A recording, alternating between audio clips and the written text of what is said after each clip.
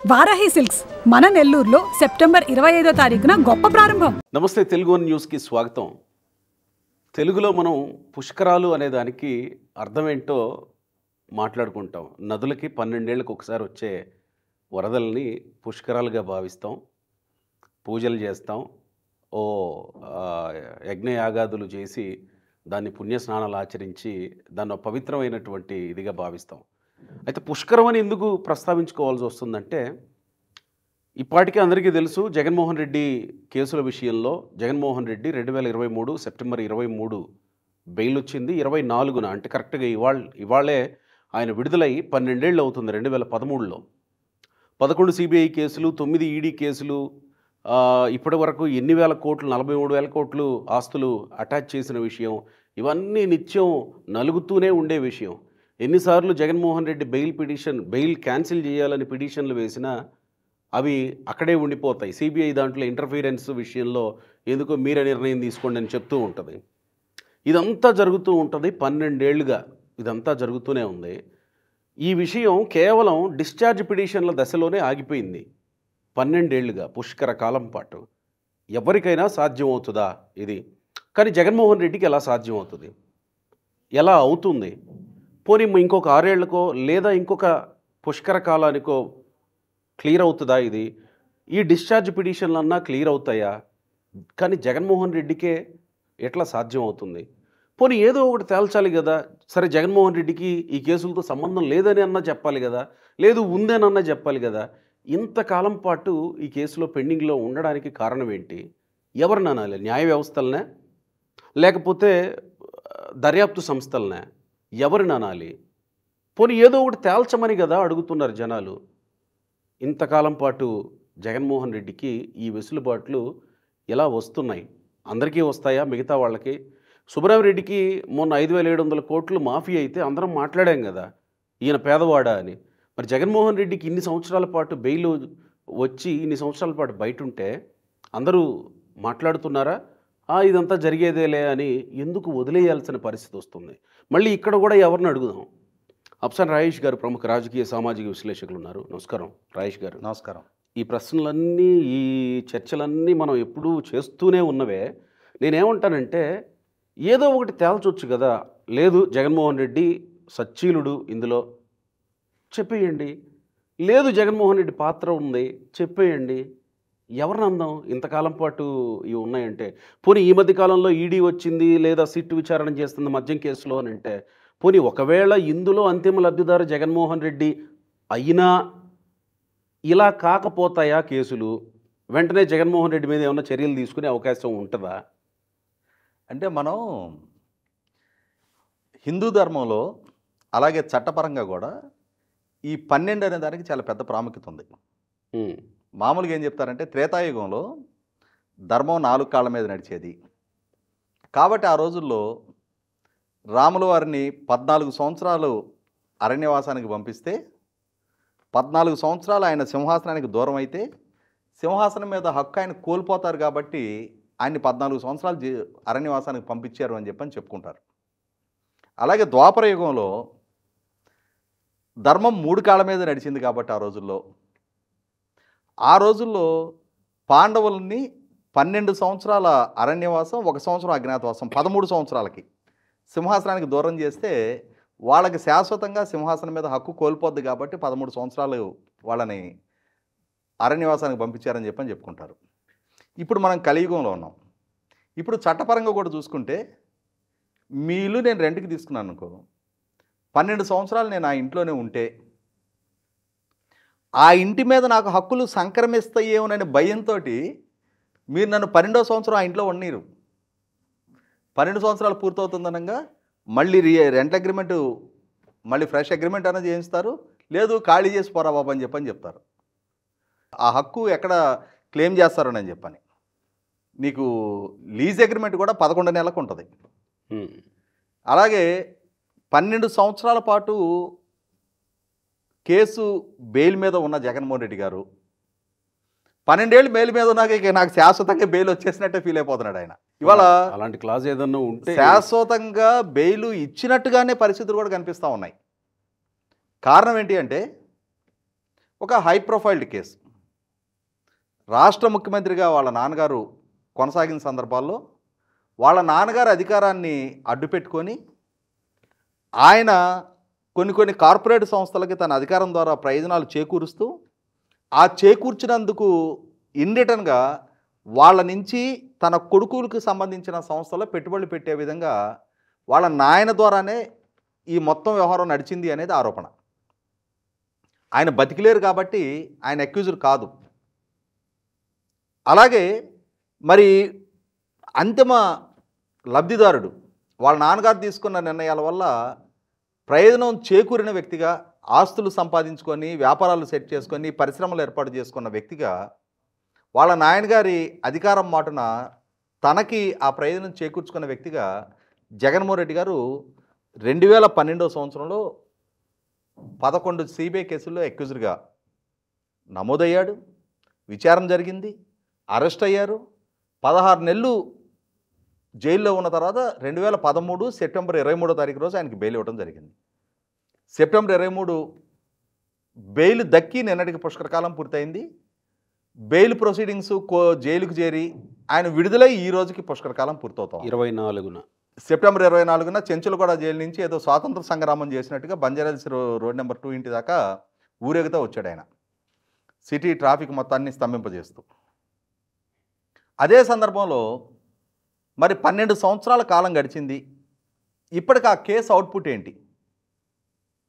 2019లో ఆయన ముఖ్యమంత్రిగా పదవి బాధ్యతలు చేపట్టడానికి ముందు ఆయన ప్రతిపక్ష నాయకుడిగా పాదయాత్ర చేస్తున్న సందర్భంలో కూడా ప్రతి శుక్రవారం తప్పనిసరిగా విచారణకు హాజరు కావాలన్న సిబిఐ కోర్టు ఆదేశాలను మన్నించి పాదయాత్రకు విరామం ప్రకటించి మరీ విచారణకు హాజరయ్యాడు ఆయన. కానీ ఒకసారి రాష్ట్ర ముఖ్యమంత్రిగా పదవి బాధ్యతలు చేపట్టిన తర్వాత గడిచిన 6 సంవత్సరాలుగా తన ముఖ్యమంత్రి విధులను సాకుగా చూపించి ఆయన న్యాయస్థానం విచారణకు హాజరు కాట్ల, వ్యక్తిగత హాజరు నుంచి మినహాయింపు పొందాడు. ఆ రోజంటే ముఖ్యమంత్రి విధుల నిర్వహణకి ప్రతిబంధకంగా మారుతుంది అన్న సాకులో ఆయనకి న్యాయస్థానం వ్యక్తిగత హాజరు మినహాయింపు ఇచ్చింది. కానీ 2024 మే 13 ఎన్నికలు జరిగిన తర్వాత జూన్ 4 ఎన్నికల ఫలితాల్లో ఆయన ఎన్నికల ఓటమి చెందిన తర్వాత జూన్ 12 కొత్త ప్రభుత్వం ఏర్పాటు జరిగిన తర్వాత ఆయన ఈ రాష్ట్రానికి ముఖ్యమంత్రి కాదు. అయినా సరే ఆయనని వ్యక్తిగతంగా విచారణకు హాజరవ్వాలన్న ఆదేశాన్ని న్యాయస్థానం నుంచి ఇప్పటివరకు వెలువడకపోవటం మనకే ఆశ్చర్యం వేస్తుంది. అదే సందర్భంలో పుష్కరకాలం పూర్తయిన తర్వాత కూడా ఇప్పటికీ ఆ కేసులు విచారణ స్టేజ్కి కూడా రాల, ట్రయల్కి రాల. కారణం ఏంటి అంటే ఆయన కానీ ఆయనతో పాటు ఉన్న సహనిందితులు కానీ సిబిఐ కోర్టులో 126 డిశ్చార్జ్ అండ్ క్వాష్ పిటిషన్లు ఫైల్ చేశారు. ఈ క్వాష్ పిటిషన్లు ఫైల్ చేస్తే 2022 సంవత్సరం నుంచి, అంటే ఆ కేసు విచారణ మొదలుపెట్టిన దగ్గర నుంచి అప్పటికి 5 జడ్జీలు మారారు. మారిన తర్వాత 6వ జడ్జి గారు 2022 సంవత్సరం నుంచి ఈ డిశ్చార్జ్ అండ్ క్వాష్ పిటిషన్లు విచారిస్తూ ఉన్నారు. ఆ కేసు పూర్వాపరాలు ఆయన ముందు వాద ప్రతివాదనలు జరుగుతూ ఉన్నాయి. అంతిమంగా తీర్పు కూడా ఆయనే వెలువరించాలి. ఆయన కాదు, ఒకవేళ ఆయన కూడా మారితే రెడ్డొచ్చి మొదలాడే అని చెప్పని మళ్ళీ కొత్తగా వచ్చిన జడ్జి గారు మళ్ళీ మొదటి నుంచి ప్రక్రియ మొదలు పెట్టాల్సి ఉంటుంది. ఇటువంటి సందర్భంలో దశాబ్ద కాలం పైగా ఈ కేసులు విచారణకు నోచుకోవటం లేదు. ఈ విచారణలో వేగవంతం కావాలి అని చెప్పని తెలంగాణ హైకోర్టు ఇచ్చిన ఆదేశాల మేరకు 2024 ఫిబ్రవరి నెల ఆఖరికి ఈ డిశ్చార్జ్ అండ్ క్వాష్ పిటిషన్లని ఏదో ఒక నిర్ణయం వెలువరించమని చెప్పని హైకోర్టు సిబిఐ కోర్టుకి ఆదేశాలు ఇచ్చింది. ఇచ్చిన మీదట సిబిఐ కోర్టు జడ్జి గారు ఇన్ని కేసులలో నేను జడ్జిమెంట్ ప్రొనౌన్స్ చేయాలి అని అంటే నాకు ఇంకొక 2 నెలలు అదనంగా టైం కావాలని ఆయన హైకోర్టుని అభ్యర్థించిన మేరకు 2024 ఏప్రిల్ 30 తారీఖు వరకు గడువు ఇచ్చారు. అంటే ఏప్రిల్ 30 తారీఖు ఆయన డిశ్చార్జ్ అండ్ క్వాష్ పిటిషన్స్ అలో చేయటమా, వాటిని కొట్టేయటమా, ఆ నిర్ణయం ప్రాతిపదికగా ప్రధాన కేసుల విచారణ మొదలు పెట్టాల్సి ఉంది. దాంతో సరే ఏప్రిల్ 30 తారీఖైనా వీటి గురించి ఒక నిర్ణయం వెలువడుతుందిలే అని చెప్పని అందరూ అనుకుంటున్నారు. ఆల్ ఆఫ్ సడన్ ఈ 6వ జడ్జి గారికి కూడా ఏప్రిల్ 30 తారీఖులోగా ట్రాన్స్ఫర్ వచ్చింది. దాంతో సరే మీకు ట్రాన్స్ఫర్ వస్తే వచ్చింది, మీరు ఈ జడ్జిమెంట్లు ప్రొనౌన్స్ చేసిన తర్వాత రిలీవ్ కమ్మని చెప్పారు. అనారోగ్య కారణంగా నేను జడ్జిమెంట్లు డిక్టేట్ చేయడం నాతో సాధ్యం కాలేదు అని చెప్పని ఆయన రిలీవ్ అయి వెళ్ళిపోయారు. అంటే 2 సంవత్సరాలుగా కేసు విచారణలో వింటున్న జడ్జి గారు, కోర్టు నుంచి అదనంగా 2 నెలలు టైం తీసుకున్న జడ్జి గారు, ఆ 2 నెలల కాలంలో కూడా జడ్జిమెంట్లు డిక్టేట్ చేయడానికి కూడా నాకు సాధ్యపడలేదు అని చెప్పని రిలీవ్ అయి వెళ్ళిపోయారు. మళ్ళీ కొత్త జడ్జి గారు రావటం, మళ్ళీ విచారణ మొదలు కావటం, దీంతో గత సంవత్సరం ఏప్రిల్ 30 అయింది, ఈ సంవత్సరం ఏప్రిల్ 30 అయింది.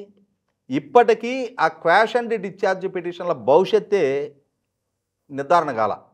అంటే క్వాష్ అండ్ డిశ్చార్జ్ పిటిషన్స్ ఎలా చేస్తే ఎవరెవరైతే డిశ్చార్జ్ పిటిషన్ ఫైల్ చేశారో, క్వాష్ అంటే కేసు రద్దు చేసేయండి అని, డిశ్చార్జ్ అంటే నా ప్రమేయాన్ని నన్ను డిశ్చార్జ్ చేయండి అని చెప్పని, మొత్తంగా కేసును కొట్టేయమని కొంతమంది వేశారు, నన్ను డిశ్చార్జ్ చేయమని చెప్పని కొంతమంది వేశారు. ఇవన్నీ నిర్ధారణ అయితే కానీ అసలు కేసు విచారణ మొదలు పెట్టడానికి వీల్లేదు. అంటే ఇప్పుడు ఏమైపోయిందంటే హరికథ మొదలుపెట్టారు. ఈ పిట్ట కథలు ఉంటాయి కదా హరికథలో మధ్యలో, ఈ పిట్ట కథలే రోజుల తరబడి ఇవే నడుస్తూ ఉన్నాయి, సవరించుకోవడం నెలలు సంవత్సరాలు పిట్ట కథలతోటే నడుస్తున్నాయి. అసలు కథ ఎక్కడ వేసిన కొంగలు అక్కడే ఉంది. ఈ పిట్ట కథల ముగింపు దశకు వస్తే కానీ అసలు హరికథ మొదలు పెట్టడానికి వీలు కాదు. ఈలోగా ఈ కథ వింటున్న ప్రేక్షకులకి మైక్ సెట్ ఆడికి లైట్లు అరేంజ్ చేసినట్టు కూడా అలుపు సొలుపు వచ్చేస్తుంది. ఎప్పుడు ఈ పిట్ట కథలు ముగిస్తారా, నా మైక్ సెట్ నేను ఓడి తీసుకెళ్లాలా అని చెప్పని మైక్ సెట్ ఆడు చూస్తూ ఉన్నాడు. అరే ఈ కథలు వింటా తెల్లారిపోతూ ఉంది, మళ్ళీ నైట్ అవుతూ ఉంది, మన కళ్ళు పుసులు కట్టిపోతూ ఉన్నాయి, మనం ఇక్కడే పడి ఉంటున్నాం అని చెప్పని ఆ ప్రేక్షకులు కూడా వాళ్ళలో కూడా ఆసక్తి పోయి నిరాసక్తతకి చేరుకుంటూ ఉన్నారు. ఈ తేలే గాదిలే పెట్టే గాదిలే వాళ్ళకున్న పరపతితోటి హోదాతోటి డబ్బుతోటి సంవత్సరాల తరబడి ఖరీదైన లాయర్లతోటి వాళ్ళు చట్టంలో ఉన్న లూపోల్స్ని అడ్డం పెట్టి ఇలాగే ప్రొలాంగ్ చేసుకుంటూ ఉంటారులే. ఇదేదో సామాన్యుడికి సంబంధించిన కేసు అయితే ఈ పాటికి ఎప్పుడో దీంట్లో గిల్టీయా నాన్ గిల్టీయా అని చెప్పని ఎప్పుడో నిర్ధారణ అయిపోయి ఉండేది. ఇవాళ విచారణ స్టేజ్కే రాకుండా పుష్కర కాలం గడపగలిగిన జగన్మోహన్ రెడ్డి గారి చాతుర్యం చూసి సహజంగా ఒక 5 సంవత్సరాల 3 నెలలు ఒక నాయకుడు రాష్ట్ర ముఖ్యమంత్రిగా ఉంటే ఆ 5 సంవత్సరాల టెన్యూర్లో ఆ అధికారాన్ని అడ్డుపెట్టి తన కుటుంబానికి, తన బంధువర్గానికి, తన కొడుకుకి ఏ విధంగా ఆర్థిక ప్రయోజనాలు చేకూర్చవచ్చు అనేది ఒక కేస్ స్టడీగా విదేశీ యూనివర్సిటీల్లో కూడా రాజ్ ఆఫ్ కరప్షన్ అని చెప్పని ఆ రోజుల్లో చంద్రబాబు నాయుడు గారు ఒక బుక్ పబ్లిష్ చేశారు. Mining mafia threat to democracy అని చెప్పని ఒక బుక్ పబ్లిష్ చేశారు. అలాగే భారతదేశంలో ఆంధ్రప్రదేశ్ అనే రాష్ట్రంలో ఒక ముఖ్యమంత్రి తన టెన్యూర్లో తన కొడుక్కి ఇన్ని వేల కోట్ల రూపాయల ఆదాయాన్ని సమకూర్చాడు అని చెప్పని విదేశీ యూనివర్సిటీలో కూడా చర్చ జరిగింది అని చెప్పని మనం విన్నాం. కానీ ఇవాళ అంతటి పేరెన్నికి గన్న కేసులో విచారణ ఏ విధంగా జరుగుతూ ఉంది, ఇవాళ పుష్కరాలు గడిచిపోతూ ఉన్నాయి. కానీ అది విచారణ స్టేజ్కే రాకుండా, ఈ విచారణ స్టేజ్కి రాకపోగా ఆ బెయిల్ కండిషన్స్ ఉల్లంఘన జరుగుతూ ఉన్నా, విచారణ ప్రభావితం చేయకూడదు, సాక్షుల్ని ప్రలోభ పెట్టకూడదు, మీరు విచారణకు సహకరించాలి అని చెప్పని కండిషన్ బెయిల్ ఇస్తారు. అటువంటి కండిషన్ బెయిల్ మీద ఉన్న అక్యూజ్డ్ కూడా రాష్ట్రంలో అంటే విధుల్లో ఉన్న పోలీస్ సిబ్బందిని మీ బట్టలోడ తీసి ఈడ్చుకొస్తామని చెప్పని, రప్ప నరకండి అని చెప్పని తన శ్రేణుల్ని ప్రోత్సహిస్తూ సమాజంలో శాంతి భద్రతలకు విఘాతం కలిగించే ప్రయత్నం చేస్తూ, రాష్ట్ర ముఖ్యమంత్రిని నడిబాదారిలో కాల్చాలి అని చెప్పని వ్యాఖ్యలు చేస్తూ, ప్రస్తుత ముఖ్యమంత్రిని ఆనాడు ఈనాడు ఒకళ్ళే ముఖ్యమంత్రి బావిలో దూకి చావాలి అని చెప్పని శాపనార్థాలు పెడుతున్న వైఖరి చూసిన తర్వాత సమాజంలో వర్గాల మధ్య ఘర్షణను ప్రేరేపించే విధమైన వ్యవహారాలు కనపరుస్తున్నా కూడా ఆయన బెయిల్ రద్దుకి విచారణ సంస్థ డిమాండ్ చేయదు.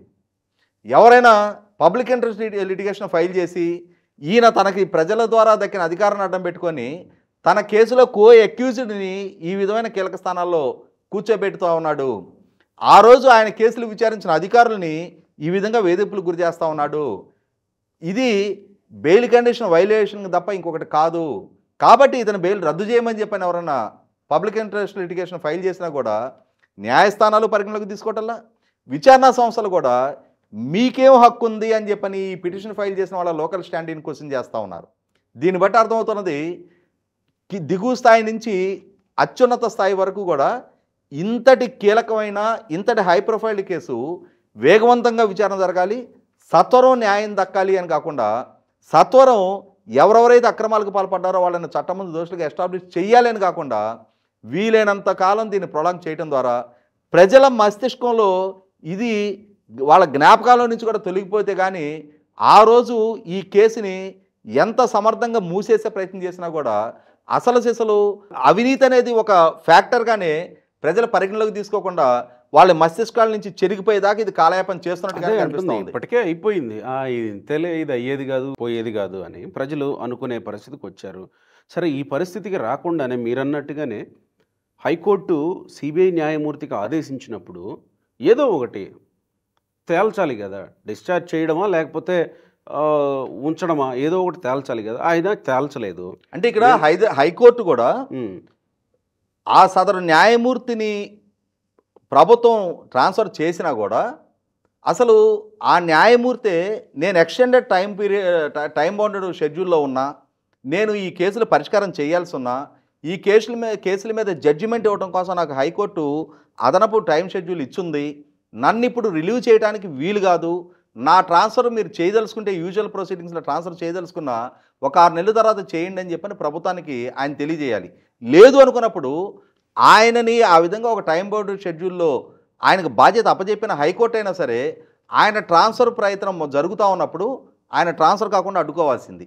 కానీ ఇక్కడ జరగాల్సిన కార్యక్రమాలన్నీ జరిగిపోతూ జరగాల్సిన కాలయాపన అంతా జరిగిపోతున్న మీరు నేను అరే కాలయాపన జరుగుతూ ఉంది, justice delayed is justice denied అని చెప్పని కొటేషన్లో చెప్పుకుంటా కాలం గడుపుతున్నాం తప్ప సత్వర న్యాయం జరగటం లేదనేది వాస్తవం. మరి ఇప్పుడు ఇక్కడ ఎవరిని అనాలి రాజేష్ గారు? వ్యవస్థలను అనాలా లేదా ప్రభుత్వానికి ఏముంటుంది? ఇంకా ఆల్రెడీ వ్యవస్థలు దర్యాప్తు సంస్థలు ఉన్నాయి, ఈడీ సిబిఐ దర్యాప్తు, ఈడీ సిబిఐ కేసులు, ఒక పక్క కోర్టుల్లో ఉంది వ్యవహారం. ఎవరిని అనాలి? ఎందుకు ఈ మధ్య సర్వోన్నత న్యాయస్థానం దగ్గర ఇన్ఫ్లుయెన్స్ అనాలా? మళ్ళీ దీనికి ఒక మాట చెప్తా. ఈ మధ్య సర్వోన్నత న్యాయస్థానం దగ్గర అసెంబ్లీలో ఆమోదించి పంపించిన బిల్లులు గవర్నర్లు సక్రమంగా సకాలంలో ఆమోదించకుండా పెండింగ్ పెట్టుకుంటూ ఉంటున్నారు.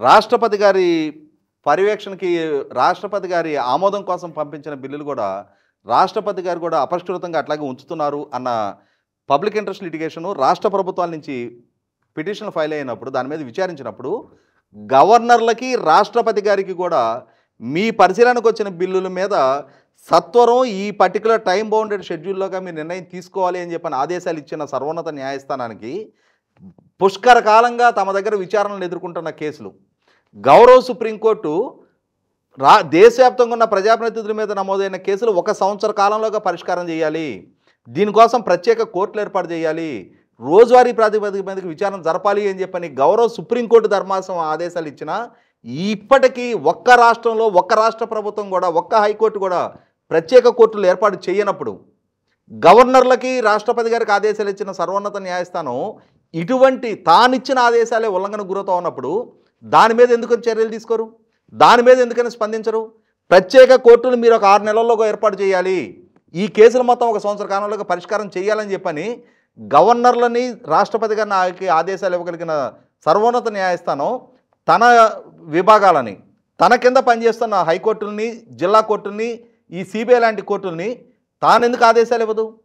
100కి 100 ఇది రాజకీయపు అవినీతికి సంబంధించిన వ్యవస్థల విధ్వంసానికి సంబంధించిన అధికార దుర్వినియోగానికి సంబంధించిన ప్రజాప్రతినిధులుగా ఉన్న వాళ్ళ కేసులకు సంబంధించిన కేసులు దశాబ్దాల తరబడి ఇన్ని ఉల్లంఘనలకు పాల్పడుతూ కూడా వాళ్ళు న్యాయ వ్యవస్థకే సవాలు విసురుతూ ఉన్నప్పుడు న్యాయ వ్యవస్థ ఇంటెగ్రిటీ కూడా కాపాడుకోవాల్సిన బాధ్యత సర్వోన్నత న్యాయస్థానం మీద ఉంటుంది.